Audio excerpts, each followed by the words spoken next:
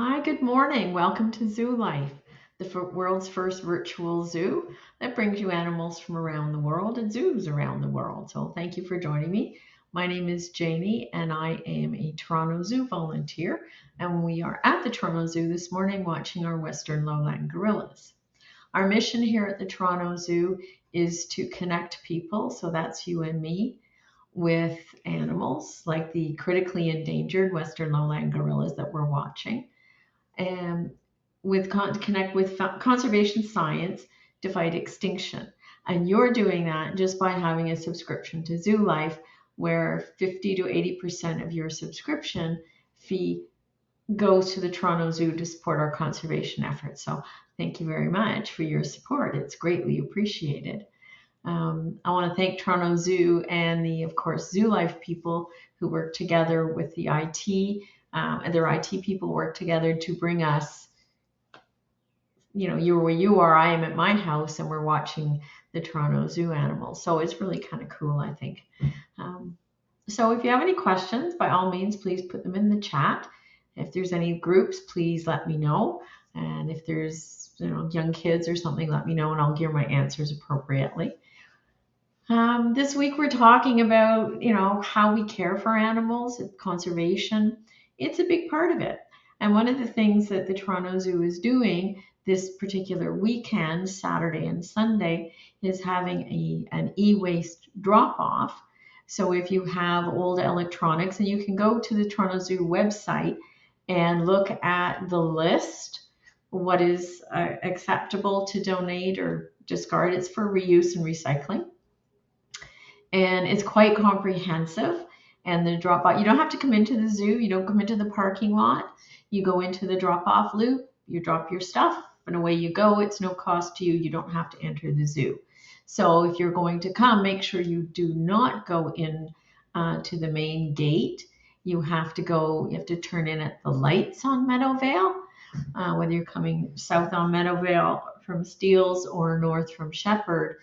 Turn at the lights, and that will take you directly to the loop.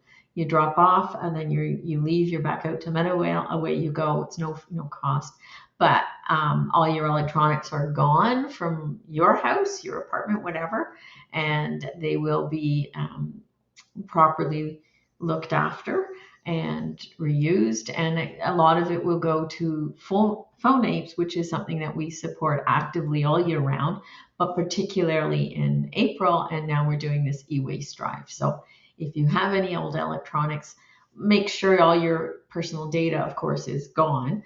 But if you want to get rid of them, by all means, bring them to the drop-off. It's Saturday and Sunday this weekend, so that would be great. It's also Pride Month in the City of Toronto. So the Pride flag has been raised at the Toronto Zoo. And of course, as always, all are welcome regardless. But just a reminder, it is Pride Week's Pride, but so come on in. Let me think, what else? So we're looking at the critically endangered Western lowland gorillas. Critically endangered means they're one step away from being extinct in the wild. So that is scary. That would mean that there are none in the wild, and they would only be found in captivity. Mainly, I'm hoping, in accredited zoos such as ours. There's Charles snoozing. And accredited zoos are very different than petting zoos or zoos that are at the roadside. Excuse me. There are no necessarily set standards for a non-accredited zoo or aquarium, and the care of the animals could be suspect. I don't know. I don't know any particular ones off the top of my head. I don't go to them. But the thing is, if they are accredited, like the Toronto Zoo is, like San Antonio Zoo, like around, like everything, all the zoos with Zoo Life are accredited, which means they meet certain standards for safety, health care, enrichment, the animal welfare. All of those things have to hit certain standards, and they're crucially important to the care and the well-being of the animals. And that's why enrichment is so important, because it isn't just all about the food, which is, of course, crucial, but it's all about mental stimulation, mimicking, getting the animals to mimic behaviors they would exhibit in the wild, hunting. So, sorry, I just got this. So, if someone wouldn't mind moving the camera and going right in on Charles' fingernails, no, going the other way in, please. I just think it's a great look at his. Thank you. Look at his fingernails. Look at the size of his fingers. They're amazing, eh? That's a great shot. Thank you so much. So I have a picture here just to help you put it in perspective, the size of their fingers. Those are double A batteries. I don't know if you can see that, but they're double A's. And that is a mold of a gorilla hand. And we put it over a can of pop. So you can see how big their fingers are, their individual fingers. I mean, they're just amazing. But this is a wonderful look. And the keepers do, as part of maintaining health, they do manicure their fingernails. They get like a paint stir stick, and they wrap it with heavy duty sandpaper. And then the gorillas are taught to present their hand through the chain link, because there's always something separating the keepers from the gorillas. And then the keepers will file them down, because they don't do as much digging and those kind of behaviors that they would do in the wild. So we have to take that on. And that's how they do that, to make sure that they don't get overgrown, they don't tear or get infected, things like that. So that's part of what the keepers do. So, but that is a great shot. Thank you very much. So that's all part and parcel of it. The other thing is, excuse me, we do a lot of research into their diets. Sorry, and last year in January, the nutrition department did an audit, if you will, of diets of many of the animals at the Toronto Zoo, and one of them was the gorillas. And they realized that, based on current research, they had to make changes to their diets, which was brought into effect fairly quickly and continues. So they have more fruits and veggies, excuse me. So they have non-starchy. They have some starch, but not a lot of starch. And they've removed, they've really reduced the volume or the amount of veggies, and they've upped the lettuces, things like that, and the leafy greens and the fruit. So it's kind of like a Weight Watchers diet for them. It's much healthier too. And that's Charlie sitting on the window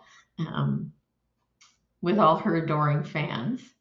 Her birthday's coming up. I believe it's next week, actually. Yes.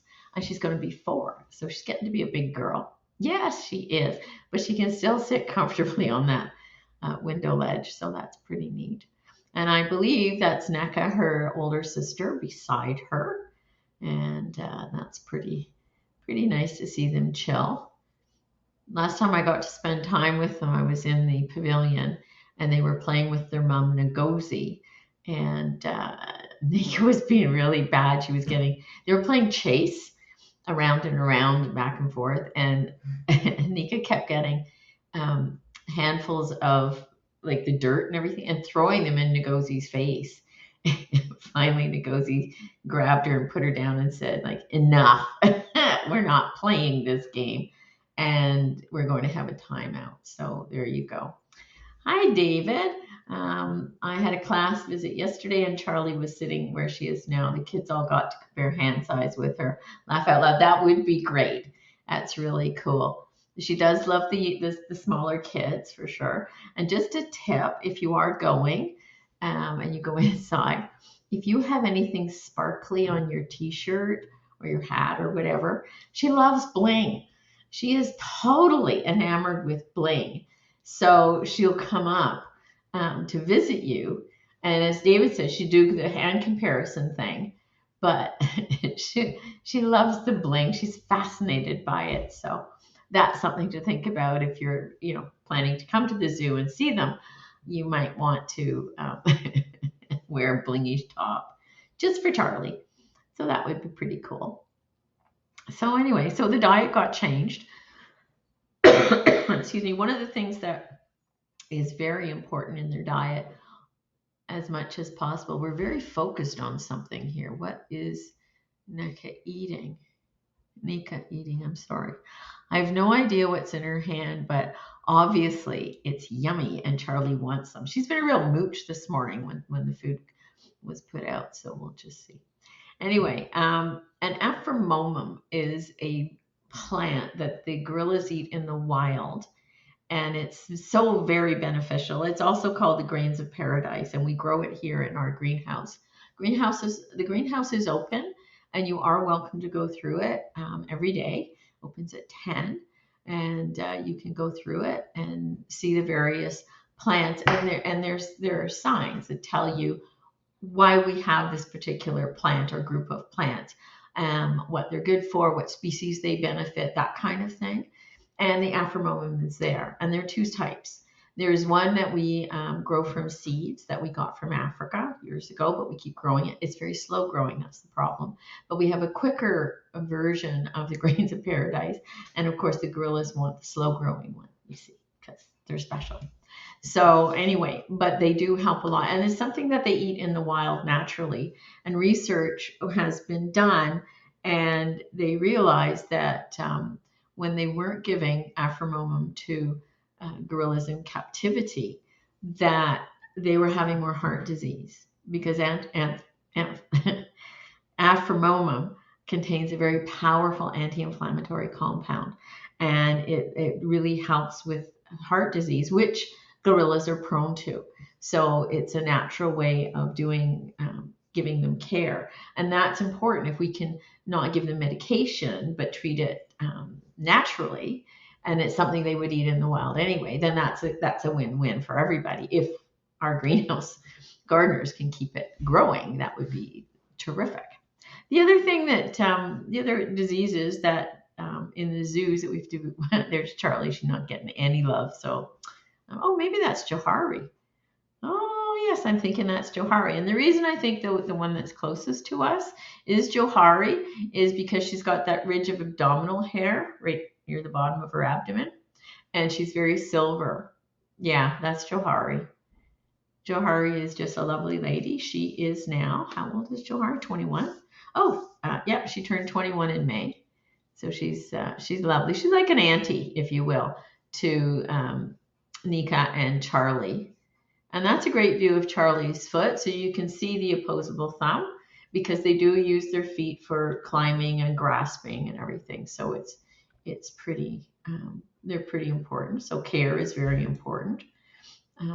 So yeah, so in zoos, diabetes, heart disease, herpes, COVID-19 are all diseases that the gorillas can get. So we monitor them very carefully, and then if required, like they've had their vaccinations against COVID, so they all needed two. All the species did that are COVID susceptible. So that was important, and the veterinary team has worked very diligently to get that done with as many species as they can. In the wild, along with COVID and heart disease, Ebola is a great killer of gorillas and all primates, actually, and humans, because we're primates. So that's something, fortunately, in zoos we don't have to worry about, but there's other issues, so we have to be careful. You may remember, I think it was last year, it was identified that Charlie has some tremors in her left hand. And we've talked about it before on the talks. And they took her to a specialist to have a look at. I think they did an MRI on her or something to get benchmark readings to see what it was. And it doesn't happen often, these tremors, but they do monitor when it does, and they keep a record. And I believe she was scheduled to go again for another MRI this spring, but I'm not sure that actually happened. David, if you're there, do you recall if Charlie had her second MRI about those tremors? They haven't been impacting her at all. She's growing. She is active. David doesn't know. Yeah, I think it was scheduled or was supposed to be scheduled, but it didn't happen. And I'm not sure why. But anyway, they are monitoring it. The vets keep an eye, but certainly the keepers are right on top of what's going on with the animals in their care. So they're very, very diligent that way. So oh, and Tom's in. I don't remember hearing about it either. So it didn't happen then. So I don't know why, but for whatever reason, it didn't happen. But they are monitoring it. I know visitors at the zoo have asked me about her tremors. I don't know what Johari's doing. I don't know what it is. I saw similar behavior from Ngozi. She a little while ago. She was up on the netting and she had a mouthful of stuff and she spit it out into her hand and then started eating it again. So I don't know if it was just better the second time around or what. I'm not exactly sure what Johari is doing, but it's fascinating. Maybe they've added something to the diet and they're just a little hesitant or something. But there you go. It's another great look of a hand. This is a great viewing. Now, who's coming in? Who's coming in over beside Charlie? I don't know. It's probably sweet. See what she's doing? I don't know what it is. I don't know if she's putting anything in her mouth when she goes down to do that. This is absolutely amazing behavior. I haven't got a clue what it means. Oh, something's coming out. Oh, okay. So whatever it is, she's ingested it, and now she's brought it up, and now she's eating it again. So I'm not really sure what that means. I'm going to send an email to Karen to see if she can ask the keepers what that behavior means, because now I've seen two exhibiting this behavior, and I really don't know what it means, but it's kind of intriguing, isn't it? What do you think it means? I don't think it's a bad thing because they both ate it again. So I don't know. And Charlie's very interested. So whatever it is, because it looked like Charles came over to this area, and got like onion. I think it was onion, or it could have been grapefruit or something. I couldn't really tell the way the sun hit it. But then he went away and then ate it all. And Charlie wasn't. Charlie wanted some, and he wouldn't share. So obviously, whatever they've gotten today has been quite yummy. And Ngozi and Johari are regurgitating it and then eating it again. So interesting. It's really cool. You never know what you're going to see when you come to the zoo. David says, maybe I should do the eat again thing with my hamburgers. Oh, David. Let's not say you did. Okay, David? Oh, dear. I'm so glad you joined me this morning, David. Oh, dear. Okay, so we'll just keep moving along. Yes. The other thing I wanted to talk about is certainly the outdoor exhibit has been getting a lot of action lately. And Tom says to David, ask your family first. Yeah, I can't see your wife enjoying that, David, trust me, or your daughters, but there you go.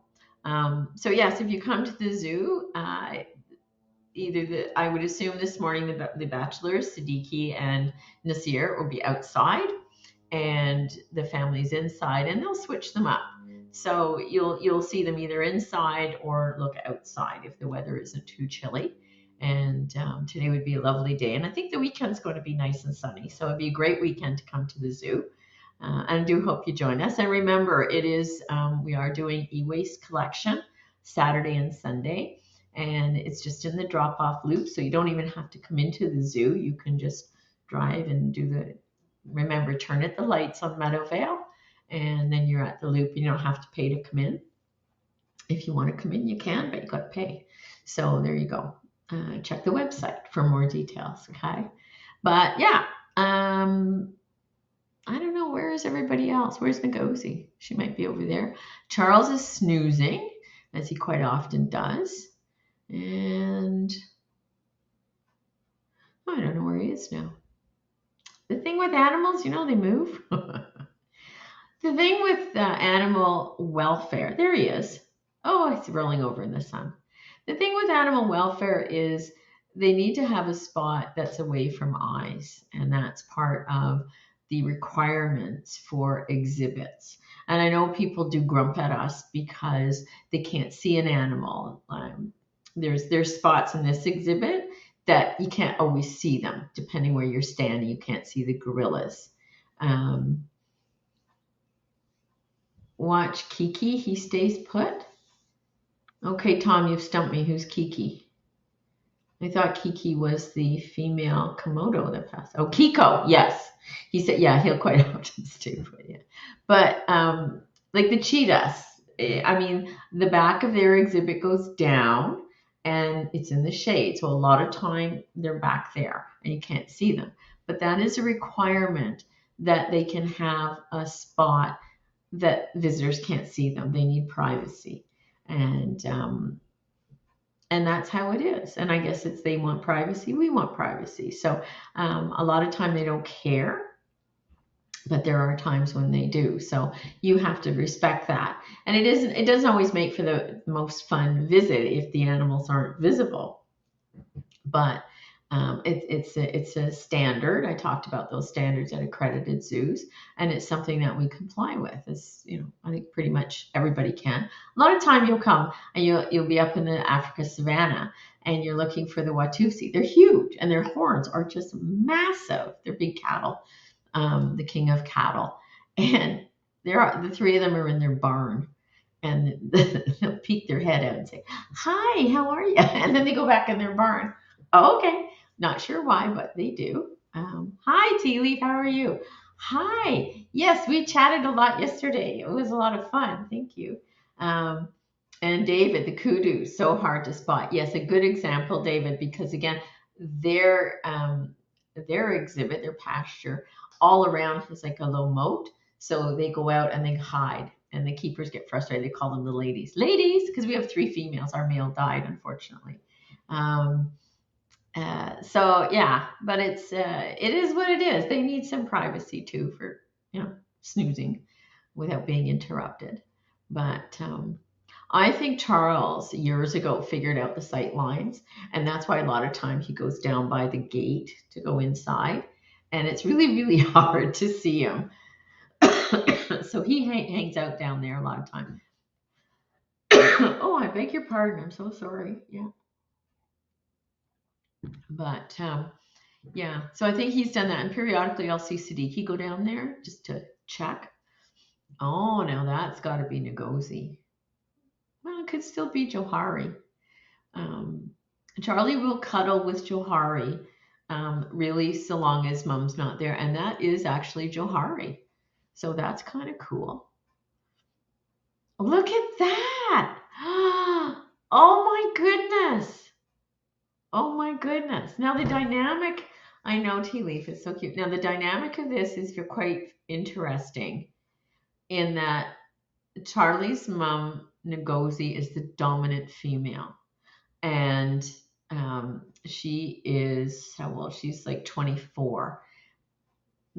Johari is the submissive adult female. And if Ngozi comes near her, Johari will leave. And there was a time when Charlie was younger that Ngozi wouldn't let Charlie and Johari be close, not at all. What a lovely picture, Gorilla One. Thank you. And Ngozi was very definite, like, no, Johari, you can't come near my baby. But gradually that has calmed, and we see periodically moments like this, and my heart is so full. It's just a wonderful thing. I mean, you need to understand that gorillas, similar to us, they live together, and they do show affection. Look at her, she's playing with her toes. Ah! And the young are young, and they like to cuddle. It's the comfort, it's the grooming, it's just being close. And I mean, still, Charlie will spend time near her mom just to be close, and mom will put an arm around her unless she's eating. If Ngozi's eating, like, just stay away. Ngozi has priorities, and food is important to Ngozi. And she will. And the thing with gorillas, if you're watching, don't get upset if you're watching and Ngozi doesn't give Charlie any food. This has upset visitors to the zoo and viewers in the past when Charlie was smaller and younger. but gorillas don't give food. The young can take it from them, but they won't give it to them. Okay? So you have to keep that in mind. It's not like they'll withhold it. Um, David.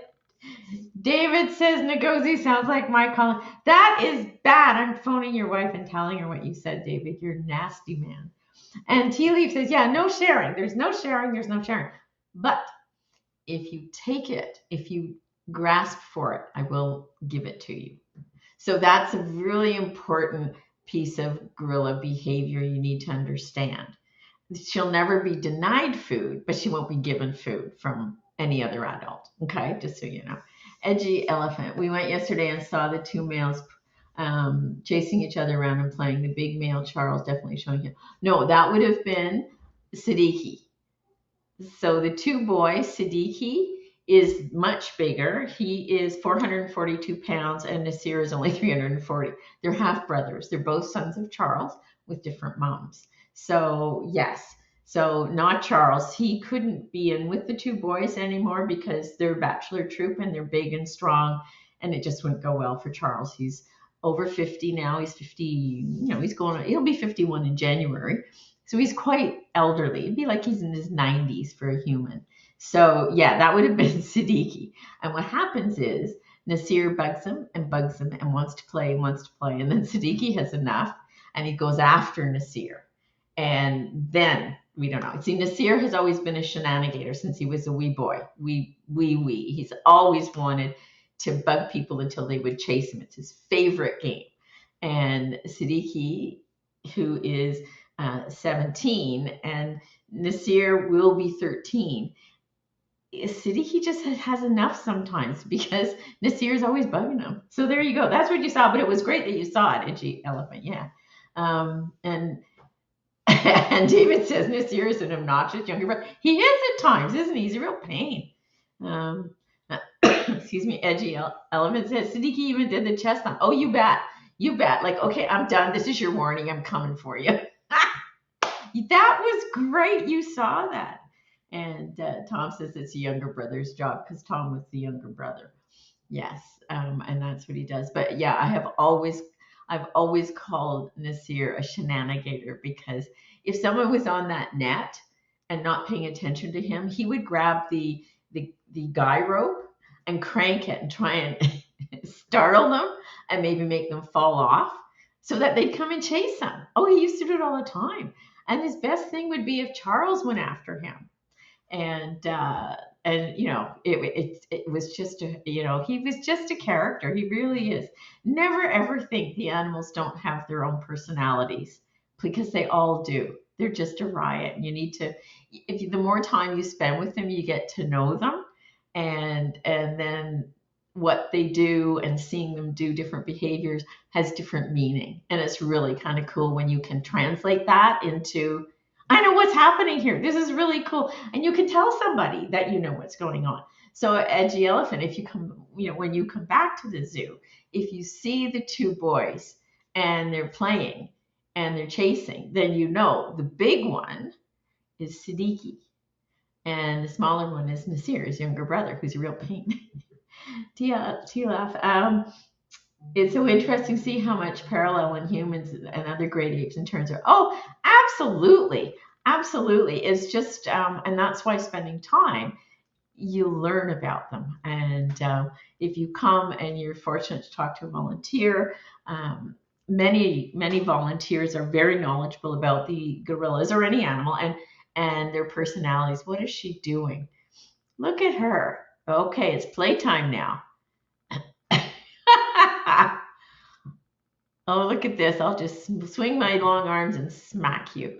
But it also, too, if you, David says, interest so much the parallel to human and other. Don't even get me started. Hey! Of course, we all know David and I are good friends, even if he is a real pain at times. But I do love him. It's okay, David. Anyway, oh my goodness, it's almost 11. Thank you so much for joining me this morning. This has been terrific. Great seeing everybody. Thanks for popping in, and it's good. And enjoy your weekend. And if you have e-waste that you can drop off on Saturday or Sunday, please do. I think it's great for the environment, and the phonates helps conservation efforts for our endangered gorillas. So thanks again, and I'm back on camera on Thursday the 16th, but just keep an eye on the schedule. So take care. I think Linda's talking this afternoon about some money. For sure. Had so much fun. Thanks. Thank you so much. Enjoy, everyone. Ta-ra.